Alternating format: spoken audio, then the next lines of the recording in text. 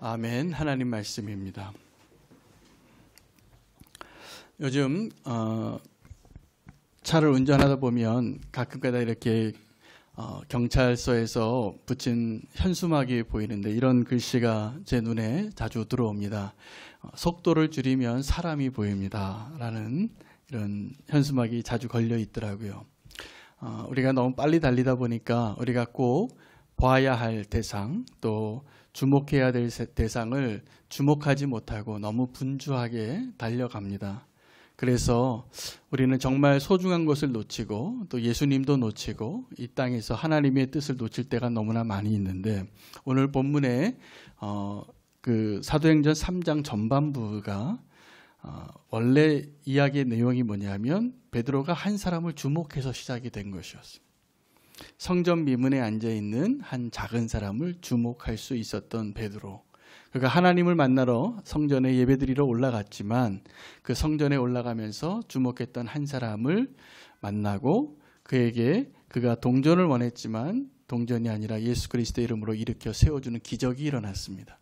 그 기적이 일어나서 그가 정말 이제 생전 처음으로 걷게 되고 뛰게 되고 성전에 들어가서 이제 예배를 드리게 됐는데, 그 예배드리는 그 성전 미문에 앉아 있었던 그 안진뱅이와 함께 기뻐했던 사람이 있는데 베드로였습니다. 그래서 베드로가 함께 기뻐하였더라, 이게 기록이 되어져 있습니다. 오늘 우리가 그 기쁨으로 충만할 수 있는 은혜가 있기를 원합니다. 하나님의 행하신 일에 우리가 함께 기뻐하는 거죠. 그날 가장 기뻐했던 사람은 누구였냐면 그 생전 처음 걸어본 그 사람이 맞을 겁니다. 그런데 오늘 본문을 잘 보면 그 성전 미문에 앉아서 생전 처음 정말 걷고 뛰고 예배하고 성전에 앉아있는 것이 아니라 들어가서 예배했던 그 사람보다 더 기뻐했던 한 사람을 발견하게 되는데 베드로입니다. 베드로가 더 기뻐할 일이 생겼습니다. 어떻게 생겼냐 하면 이 성전 미문에 앉아 있었던 그 안진뱅이가 11절입니다. 그 나은 사람이 베드로와 요한을 붙잡으니 라고 이렇게 되어져 있어요. 무슨 말입니까? 이 사람이 원래 안진뱅이였는데 기적이 일어나서 자기가 걷고 뛰게 되고 예배하고 있는데 이 사람 때문에 내가 지금 이 기적이 일어났습니다라고 공중 앞에서 인정하게 된 거죠. 그래서 이제 사람들의 시선이 이 베드로를 향하게 되었습니다. 베드로가 더 기뻤을 텐데 베드로는 우리에게 다른 모습을 보여줍니다. 뭐라고 얘기했냐 하면, 이 사람들아, 너희가 왜 이 개인의 경건과 능력으로 이 사람이 나온 것처럼 어찌하여 나를 주목하느냐라고 말합니다. 여러분, 이것이 쉬운 것 같지만 사실은 정말 하나님을 사랑하고 또 하나님의 증인이 아니라면, 예수 그리스도가 그 삶의 주인이고 왕이 되신 그런 삶을 사는 사람이 아니라면 그 순간에 그런 고백하기가 쉽지 않습니다. 베드로는 이전에 엉겹결에 예수님 부인해봤던 제자입니다. 부인 안 하겠다고 했는데 대제사장의 집에서 그 여종이 당신이 바로 그 나사렛 그 사람 따라가던 일당이 아니냐, 엉겹결에 부인했어요. 그런데 엉겹결에 그냥 박수 받을 만한 이 자리에서 베드로가 놀라운 승리를 하고 우리에게 오늘 주는 메시지가 있는 것입니다. 그 베드로가 자기가 영광 받을 수 있는 그 자리에서 그것을 부인하는 것뿐만이 아니라 더 우리에게 알려주는 메시지가 있는데, 그것은 다른 것이 아니라 그 기회를 통해서 그들에게 예수 그리스도가 누구인지를 말해주고 너희가 행한 일이 무엇인지를 말해주고 이제 너희가 해야 할 일을 말해주는데 회개하라는 것이었습니다. 여러분, 이것이 잘 논리적으로 연결이 안 되는 이야기를 지금 베드로가 하는데 이게 가능합니다. 그래서 오늘 우리도 그 베드로의 모습에서 우리가 무슨 말을 하고 어떻게 살아야 할지를 꼭 오늘 하나님의 음성 들으시기를 축복합니다. 내가 스포트라이트를 받고 내가 주인공이 됐을 때 우리는 흔히 어떻게 생각하냐면 내가 주인공인 줄 알아요. 사람들이 이렇게 박수 갈채를 보내면 손을 쫙 하는 거죠.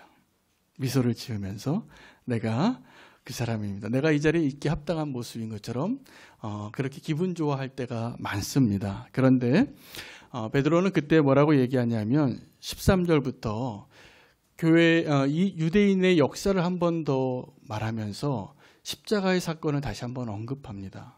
너희가 지금 너희가 나를 왜 주목하고 내가 이 사람을 걷게 한 것처럼 이 개인의 경건과 능력으로 나를 주목하느냐 이렇게 말하면서 그 다음에 했던 베드로의 내용은 뭐냐면 아니다. 이것은 너희가 죽였던 예수 그리스도의 이름으로 일어난 일이다 라고 말하고 있는 것입니다. 여러분 우리가 살아가면서 우리가 자랑할 만하고 우리가 성공의 자리에 있고 또 내가 다른 사람의 박수 갈채를 받을 만한 그 일들이 일어날 때 그 일이 누구 때문에 일어났는지 사람들 앞에서 고백할 수 있는 믿음의 고백을 지금부터 준비하십시오. 베드로는 그것을 준비한 사람이 분명해요.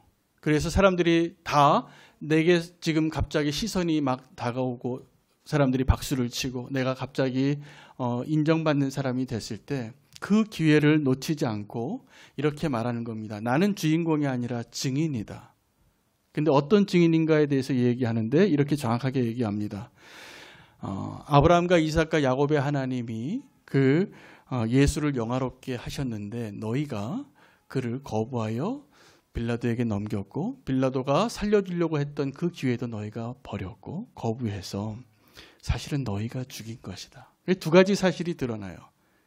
예수님의 죽음에 대한 비밀이고 그들이 인정하고 싶지 않은 이야기지만 너희가 죽였고 하나님이 다시 살리셨다는 것입니다. 그리고 그것으로 끝나는 것이 아니라 너희가 죽인 그 하나님, 그 예수 그리스도를 하나님이 살리셨으니 우리가 증인이라 라고 말하고 있는 것입니다. 여러분 한 안진뱅이가 믿음으로 선포한 나사렛 예수 그리스도의 이름으로 일어나 걸으라. 그때 예수님의 이름이 나오거든요. 그래서 그 예수 그리스도의 이름으로 기적이 일어나고 이적이 일어났는데 그 이적을 통해서 베드로가 지금 말하고 싶은 또 하나의 도전하고 있는 또 하나의 이적이 있는데 그 유대인들의 회개입니다. 그 유대인들이 회개하기를 원하는 거예요. 그런데 이 베드로가 이 유대인들에게 뭐라고 얘기하냐면 너희가 죽였다는 것을 강조하면서 또 이렇게 얘기해요. 그러나 나는 알고 있다. 너희가 알지 못해서 그렇게 했다는 것을. 여러분 예수님께서 십자가에서 마지막에 죽으실 때 했던 기도가 동일한 기도였습니다. 아버지 나를 죽이는 그 사람들을 위해서 예수님이 중보기도하는 거죠. 아버지 저들의 죄를 사하여 주시옵소서. 저들이 알지 못하고 지금 나를 죽이고 있습니다. 라고 말씀하신 것이죠. 그런데 여러분 우리도 알지 못해서 하나님을 부인할 때가 많고 알지 못해서 동일하게 우리도 죽였고 알지 못해서 우리가 베드로와 같이 하나님께 영광을 돌려야 할 그 때를 놓치고 있을 때가 너무나 많이 있다는 것이 안타깝습니다. 여러분 성령이 임하시면 우리가 증인이 되는 거 맞습니까? 예수님이 올라가시면서 하신 것처럼 오직 성령이 임하시면 너희가 권능을 받고 예루살렘과 온 유대와 사마리아와 땅끝까지 이르러 내 증인이 되리라. 여러분 이 증인이 되리라라는 이 예수님의 이 예언에는 사도행전 1장 8절의 그 말씀에는 그 증인됨은 순교를 의미하는 거였어요. 그래서 테러리스트가 나에게 칼을 들이대서 너 예수님 믿을래 안 믿을래? 안 믿는다 그러면 살려줄게. 이런 증인이 있습니다. 지금도 그 증인의 자리에서 자기의 목숨을 내놓고 증인됨을 살아내고 그리고 죽임당하여서 순교의 피를 흘리신 분들이 꽤 많습니다. 그런데 우리는 그러한 극단적인 순교의 때의 증인이 아니라 오늘 베드로가 우리에게 보여주신 또 하나의 증인의 모습은 매일의 자리에서의 증인이 되는 것입니다. 여러분 우리는 매일 자리에서 한순간도 빠짐없이 하나님을 드러낼 수 있는 기회가 우리에게 주어지는 것이 분명합니다. 그런데 우리는 그 기회를 너무나 많이 놓치고 사는 거예요. 어떻게요? 내가 하나님의 영광을 다 받느라고. 베드로는 지금 그가 예수 그리스도의 이름으로 한 병자에게 기적을 베풀고 그리고 그 이름에 대해서 증거하기 위하여 자기를 위한 찬사를 다 사양합니다. 워 이렇게 얘기하는 거예요. 지금 나한테 왜 이러세요? 이거 내가 한 게 아닙니다. 이건 분명히 당신들이 죽인 그 예수 그리스도가 하신 일입니다 라고 말하고 있는 것입니다. 여러분 그렇게 하실 수 있습니까? 그게 잘 되어질까요? 네, 우리가 매일같이 그 예수 그리스도의 은혜 안에 고백하며 살지 않으면 우리의 본성은 어떠냐면 그 하나님의 영광을 가로채는데 아주 전문가들입니다. 그래서 저도 그랬고 여러분도 그랬고 그냥 남들이 박수치면 우쭐해지고 어깨가 올라가고 누가 나에게 박수 쳐야 할 자리에서 박수 쳐주지 않으면 괜히 섭섭해지기도 합니다. 다른 사람이 내가 한 일들을 알아주지 않을 때 우리는 섭섭할 때가 너무나 많이 있잖아요. 오늘 베드로는 그런 모습이 아닙니다. 그래서 정말 증인된 삶을 어떻게 사는가를 우리에게 말해주고 있습니다. 이 베드로가 제가 보니까 또 하나의 기적을 기대했던 것 같아요. 저 성전 미문에 앉아 있었던 그 한 사람이 일어날 것에 대해서 예수 그리스도의 이름으로 선포한 거죠. 내가 돈은 없지만 내가 가지고 있는 것으로 그 능력으로 그 이름으로 너를 도와주고 싶은데 나사렛 예수 그리스도의 이름으로 일어나 걸으라고 한 것입니다. 근데 지금 베드로가 또 하나의 도전을 하고 있더라고요. 뭐냐면 예수님을 죽였던 너희가 오늘 이 자리에서 회개하기를 원한다. 베드로가 왜 너희가 알지 못하고 이 일을 했다라는 것을 내가 알고 있다라고 말했냐면 베드로가 정말 원한 것은 그들이 잘못했기 때문에 그들을 책망하고 정죄하기 위한 것이 아니라 그들에게 회개할 수 있는 기회를 주기 원했던 것이 더 분명합니다. 여러분 베드로가 그 오늘 사도행전 3장에서 성전 미문에 앉아 있었던 사람을 그 평생 앉아 있었던 안진뱅이를 일으키는 기적이 더 어려운 기적입니까? 아니면 예수님을 죽였던 그 유대인들이 회개하는 것이 어려운 기적입니까? 제가 보기에는 유대인들이 회개하는 것이 훨씬 어려운 기적인 것 같습니다. 그렇게 동의가 되십니까? 네. 안진뱅이가 일어날지언정 어떤 사람들은 마음이 강팍한 사람들은 자기가 회개하지 않잖아요. 자, 그러면 더 어떤 게 더 어려운 기적이냐라고 물어봤을 때 여러분과 제가 동의한 것처럼 안진뱅이가 걷게 되는 것보다 유대인들이 회개하는 게 더 어려운 기적이고 어떠한 것이 정말 더 놀라운 축복을 주는 것이냐면 다리가 치유되어져서 걷지 못하던 사람이 걷는 것보다 멸망을 당할, 심판을 당할, 정죄를 받을 그들이 회개하고 돌아오는 것이 훨씬 더 영생을 얻는 것이니까 큰 축복이 맞는 것입니다. 그래서 베드로는 이렇게 19절에 말합니다. 그러므로 너희가 회개하고 돌이켜 너희 죄 없이 함을 받으라. 이같이 하면 새롭게 되는 날이 주 앞으로부터 이를 것이다 라고 말하면서 두 사람 이야기를 합니다. 한 사람은 모세의 이야기고 또 한 사람은 아브라함의 이야기를 합니다. 여러분 모세와 아브라함이 다 누구를 가리키고 있는지를 이야기하는 겁니다. 모세가 뭐라고 얘기했냐면 나중에 나와 같은 선지자 한 명이 나와서 너희를 인도할 것인데 너희가 그의 말을 들으라. 그의 말을 듣지 않으면 하나님의 심판을 받으리라. 이게 모세가 전한 메시지라는 거예요. 모세가 이스라엘 백성에게 줬던 것은 뭐냐면 선민을 만든 축복이에요. 애굽에서 꺼내내서 이스라엘 백성으로 만들었습니다. 그리고 하나님의 말씀을 주고 율법을 주고 시내산에서 십계명을 받아오고 그는 위대한 삶을 살았어요. 마치 그들의 눈앞에 보이는 하나님처럼. 그는 어느 정도로 특별했냐면 사람들이 모세의 권위에 대해서 도전하면 하나님이 그 사람이 100명이 됐던 1000명이 됐던 그리고 그가 형이 됐던 누나가 됐던 다 누구 편을 들었습니까? 모세 편을 들었습니다. 감히 도전하지 못하고 거역하지 못하게 한 축복을 받은 사람이에요. 모세가 그런 사람이에요. 그런데 그 모세가 누구를 가리키고 있습니까? 예수 그리스도예요. 아브라함이 가리키고 있는 사람도 예수 그리스도예요. 또 이렇게 고백합니다. 24절에 사무엘 때로부터 말한 모든 선지자들이 이 때를 가리켜 말하였느니라. 너희는 선지자들의 자손이요 하나님의 조상과 더불어 세우신 언약의 자손이라. 아브라함에게 이르시기를 땅 위의 모든 족속이 너의 씨로 말미암아 복을 받으리라 하셨으니 하나님이 그 종을 세워 복 주시려고 너에게 먼저 보내사 너희로 하여금 돌이켜 각각 그 악함을 버리게 하셨느니라. 여러분 구약에 나오는 모세나 아브라함이나 모든 선지자가 누구를 가리키고 있다라고 지금 말하고 있습니까? 예수 그리스도. 그리고 이제 그 예수 그리스도가 바로 자기와 함께 살았고 동일한 현장에서 며칠 전에 예수 그리스도를 죽였던 그 사람들 앞에서 베드로가 구약의 모든 내용을 요약해서 한 가지로 요약을 해주는데, 너희가 알고 있는 모든 역사에 하나님의 행하신 모든 일들이 바로 이 나사렛 예수 그리스도를 가리키고 있다라고 말하고 있는 것이에요.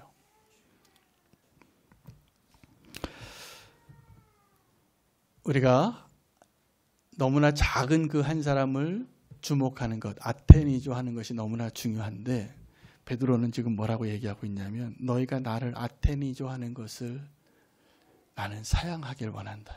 왜요? 모든 구약의 역사 가운데, 그리고 이 안진뱅이가 걷게 된, 나음을 받은 이 이적을 통해서 하나님이 이 베드로를 통하여 역사하시고 보여주시고 드러내기를 원하시는 그 예수님을 자기가 가로막고 싶지 않기 때문에 그렇습니다. 여러분, 우리가 하나님을 주목하면 하나님이 관심을 갖고 있는 그 한 사람에게 주목한 이 사건이 어떠한 일을 이루고 있는가를 우리가 오늘 사도행전 3장을 통해서 발견할 수 있어야 돼요. 한 사람을, 성전 미문에 앉아 있었던 한 사람을 아테니조하고 발견하고 주목해서 기적을 일으킨 그 베드로가 어디까지 우리를 인도하고 있는가를 보십시오. 그들을 구원하는 겁니다. 그 한 사람을 걷게 한 것을 통해서 유대인들로 하여금 회개하고 예수 그리스도 앞에서부터 나오는 그 새롭게 하는 날, 그 회개함을 받으라요. 우리가 누군가는 잘 아테니조 해야 되지만 다른 사람이 하나님 대신에 나를 아테니조 하는 것을 조심해야 합니다. 그 일을 사양할 수 있어야 됩니다. 저는 우리 교회 성도님들이 요즘 너무나 자랑스럽습니다. 너무나 행복해요. 제가 다른 이제 외부 모임에 가면 막 제가 너무 행복해 보이나 봐요. 그래서 물어봐요. 그래서 목회가 잘 되시냐고 그렇게 기도해 주시는 분들이 물어보면 제가 늘 이렇게 대답하면 너무 행복합니다. 우리 교회 성도님들 때문에 행복해요. 라고 대답을 해요. 제가 솔직하게 그렇게 계속 말하고 다니고 있습니다. 제가 왜 그러냐 하면 요즘 우리 교회 성도님들을 보니까 자기를 드러내지 않고도 기쁨으로 섬기고 흘려보내고 사랑하는 모습들이 너무나 많이 보이기 때문이에요. 여러분, 이게 주님께서 우리 가운데 일하고 있는 증거입니다. 저는 우리는 교회가 되기 위해서 앞으로도 지금보다 더 많이 나를 드러내지 않고 하나님을 드러내는 증인이 되는 삶으로 우리가 살 수 있으면 좋겠습니다. 그렇게 더 사랑하기를 원합니다. 그래서 더 많이 섬기고 더 많이 기다려주고 더 많이 흘려보내고 더 내어놓고, 그런데 내가 드러나지 않고, 이게 진짜예요. 그런데 우리가 자꾸 내가 뭐 하나 하고도 내 이름 써주기를 바라고 주보에 내 이름 나오기를 바라고, 우리 교회는 앞으로 그런 교회 안 되려고 합니다. 그래서 교회다 헌금하시고 저한테 말씀하지 마세요.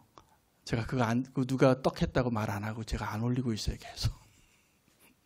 우리 교회는 앞으로 그거 안 하려고 합니다. 그냥 보이지 않게 하세요. 그거 하나님의 상급이 훨씬 커요. 그거 제가 괜히 알렸다가 여러분의 하늘 상급을 제가 빼앗기게 하는 아주 나쁜 역할을 하는 거거든요. 그래서 제가 그런 거는 일부러 말 안 하고 싶어요. 그러나 보이지 않는 데서 더 사랑이 넘쳐나기를 원합니다.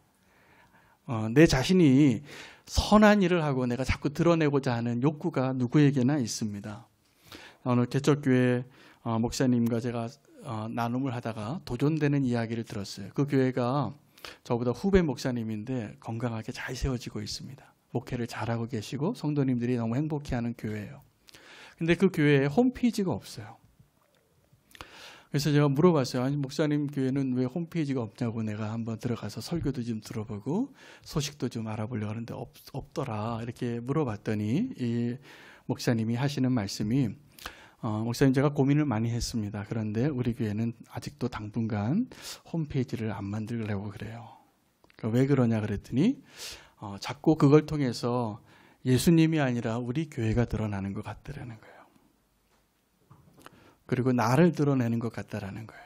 그래서 제가 도전을 받고 부끄러워졌어요. 그 얘기를 들으니까. 저는 어떻게 하면 홈페이지를 더 아름답게 꾸미고 더 행복한 사진이 올라가고 저 설교가 잘 올라가고 어떻게 배너가 잘 올라가고 이것을 제가 고민하고 그렇게 부탁드린 적이 너무나 많이 있는데 이 목사님이 저를 부끄럽게 하더라고요. 그리고 우리 교회는 예수님이 드러난 것으로 충분합니다. 그리고 내가 빛과 소금의 역할을 하는 것이 더 중요하지 내가 나를 드러내지 않아도 될 것 같아요 라고 말하는 것이에요. 제가 보니까 하나님의 영광을 가로막는 사람들이 다른 사람들이 아니라 성도고 교회더라고요. 제가 최근에 어떤 영화를 하나 봤습니다. 근데 그 영화에 보면 제가 몇 번의 영화에서 계속 봤던 느낌이기도 한데 나쁜 사람들은 다 기독교인으로 나오더라고요. 그 영화에서 악인들이 나오는데 그 악인들이 어떤 교회에 훌륭한 장로로 나와요. 근데 나쁜 짓을 해요. 어떤 교회에 어떤 나쁜 역할을 하는 사람들이 있는데 다 기독교인으로 묘사를 하는 거예요. 저는 한때는 그래서 영화를 제작하는 사람들이 사상적으로 반기독교적인가 이런 생각도 해봤습니다. 그런데 솔직히 말해서 그 영화를 제작하는 사람을 탓하기 전에 우리가 하나님의 영광을 너무나 많이 가렸습니다. 저는 그것이 마음 아프기도 하고 우리는 앞으로 그러지 않기를 원합니다.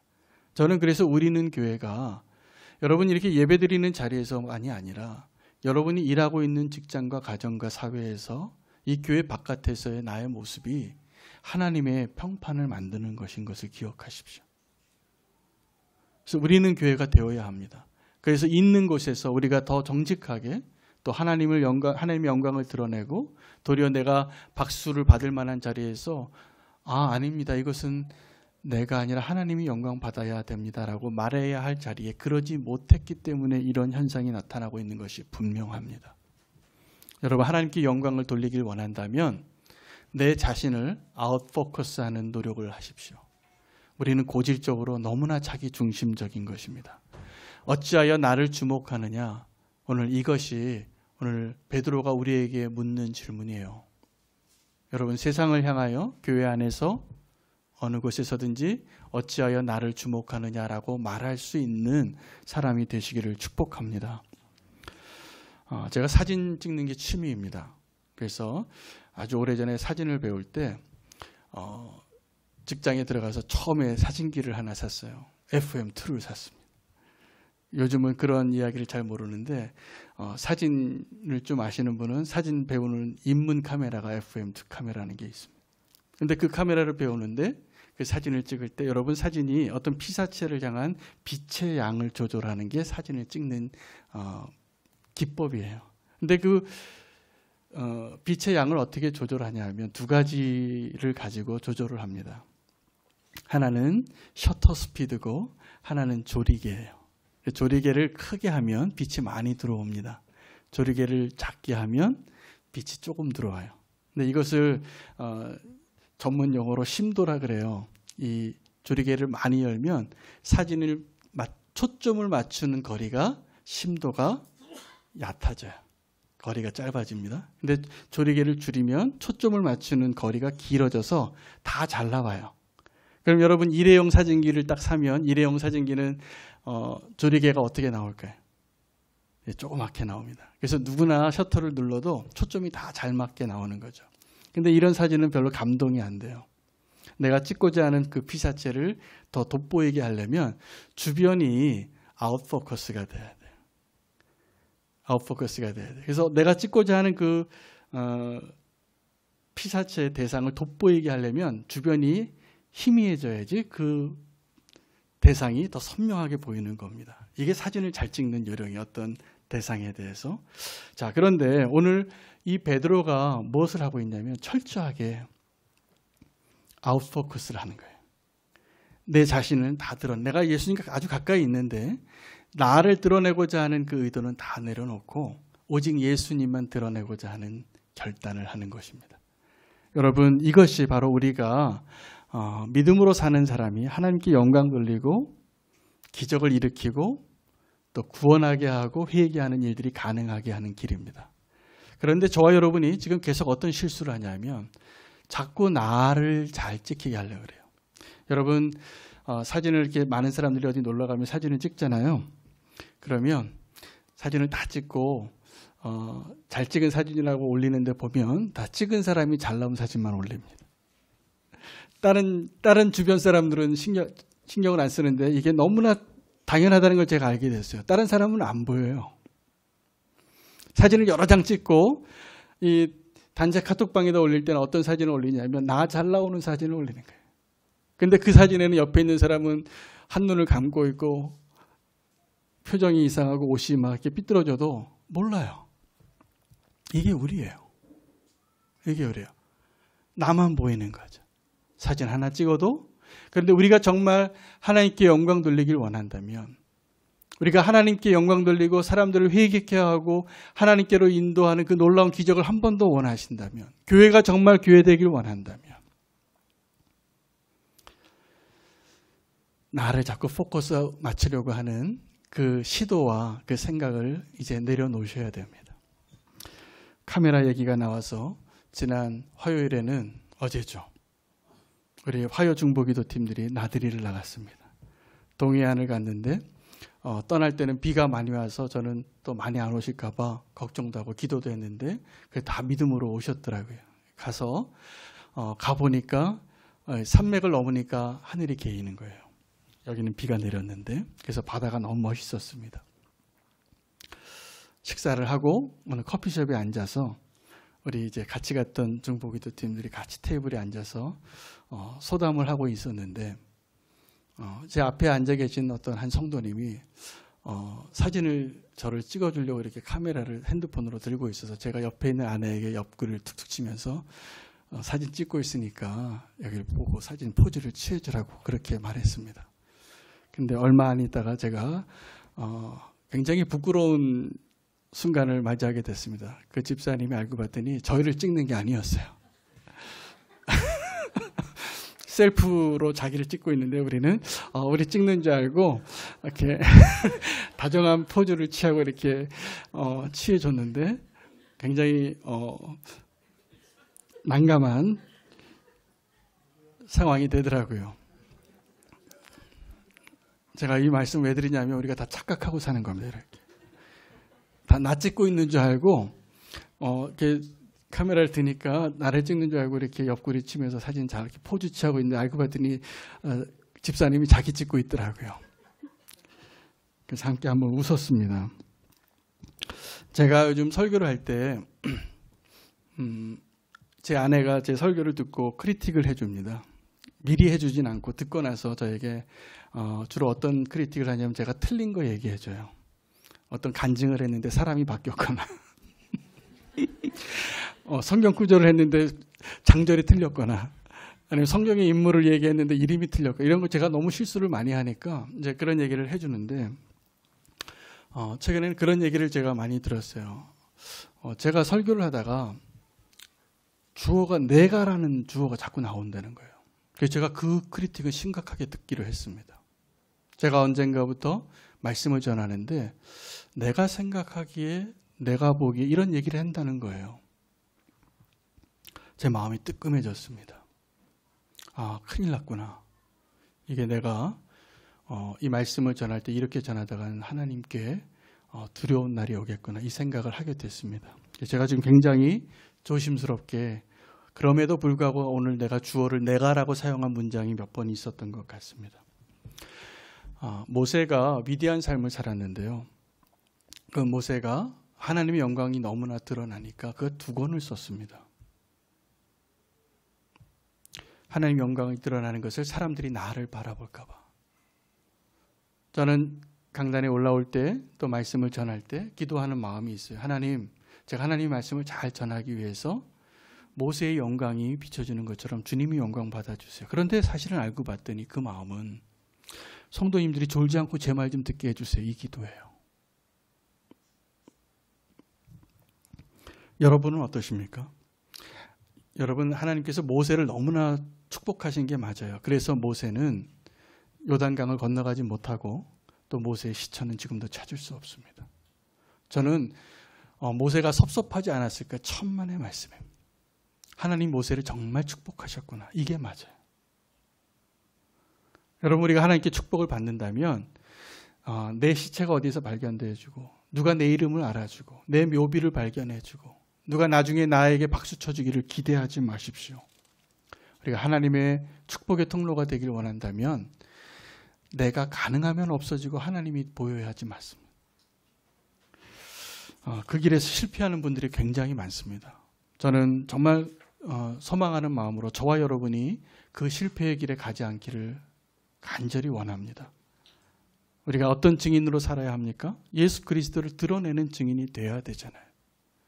그런데 우리 순간순간 아직도 내 자아가 살아서 나에게 포커스를 맞추고 나를 주목해 주기를 바랄 때가 너무나 많이 있습니다. 예수님께서 공생애를 사실 때 예수님보다 한 걸음 더 먼저 걸어갔던 동력자가 있습니다. 세례 요한입니다. 그 세례 요한이 주의 길을 예비하는 자였지만 그때 당시에 평판은 누가 더 유명한 사람이었습니까? 세례 요한입니다. 세례 요한이 훨씬 더 평판이 많아서 이 예수님에게 유대인 지도자들이 찾아와서 당신이 무슨 권위로 이 이야기를 지금 이렇게 막 말하느냐 말할 때 나도 말 안 하겠다. 그리고 질문 하나를 해요.